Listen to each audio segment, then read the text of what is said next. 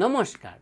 মই ডক্টৰ অৰুণ পাল আপোনালোকৰ সন্মুখত আৰু এটা ধুনীয়া উপায় লৈ আহিছো এই উপায়টো হল আজিকালি দেখা যায় যে সন্তানৰ ভাবে গৃহৰ মাজত অশান্তি সৃষ্টি হৈছে কাৰোবা মেৰিড হৈছে কিন্তু তেখেতে সন্তান প্ৰাপ্তি হোৱা নাই বহু বছৰ হৈছে কাৰোবা দেখা যায় সন্তানৰ যোগ পোৱাই নাই তাৰ কাৰণে এটা টেনচন থাকে এনেতো কৰ্মৰ কাৰণে টেনচন গৃহৰ টেনচন লাগিয়ে থাকে তাৰ লগতে আৰু এটা টেনচন হৈ গল সন্তান প্ৰাপ্তি তাৰ বাবে মই এটা সহজ উপায় দিবলৈ বিচাৰিছো আপোনালোকে পালন কৰক খুবে সুফল প্ৰাপ্তিৰ যোগ থাকিব তাৰ বাবে আপোনালোকে এটা কলা কুকুৰ পালন কৰিব কিন্তু কলা কুকুৰক আপোনালোকে কুকুৰ বুলি পালন নকৰিব শ্ৰদ্ধাপূৰ্বক তাক ভৈৰৱ দেৱতা বুলি জ্ঞান কৰিব তাক সদায় খোৱা লোৱা ভালদৰে দিব